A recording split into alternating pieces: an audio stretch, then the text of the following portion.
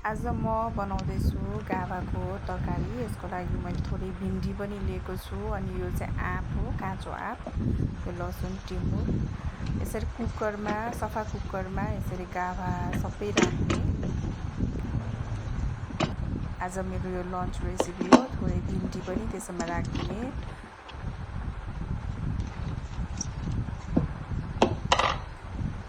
अब यसमा म थोरै काँचो आँपलाई चाहिँ मैले यसरी काटेर कोरेर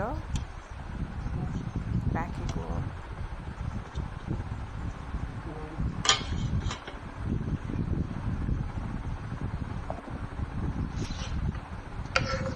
अब यसमा म एउटा टमाटर राख्दैछु।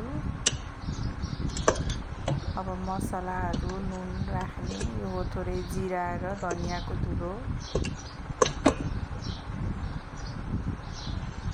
नुन,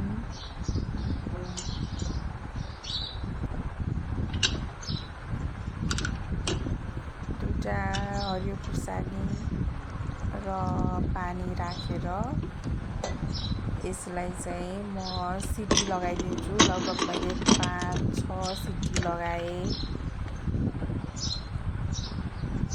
अब थोरै यसलाई झान्नको लागि लसुन र टिमुर पिस्ने।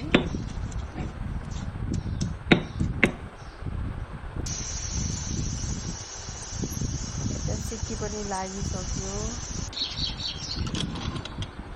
सिटी खोलेर गाभा र भिन्डीको तरकारी पटक्क पाकिसकेको छ। अब यसलाई चाहिँ राम्रोसँग कुट्नुपर्छ।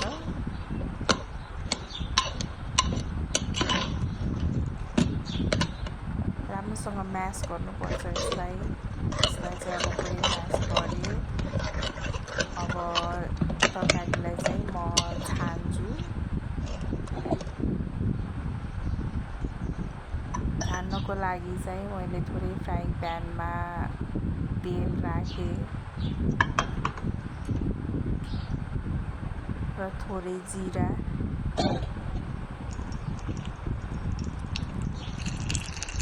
तेल तातिसकेको छ। मैले 2टा जस्तो खुर्सानी राखेँ र अघि पिसेको लसुन र टिमुरको पेस्टलाई पनि राखेर थोरै बेसार पनि राखेँ। यसरी चलाइदिने। अब यो झान्नको लागि रेडी भइसक्यो। यसरी छान्ने, यो तरकारी पाकिसकेको छ। एकदमै मिठो हुन्छ यसरी बनाएको तरकारी।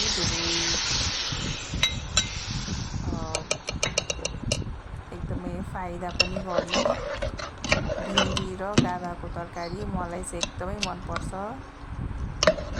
यो चाहिँ मेरो मर्निङ लन्च रेसिपी हो।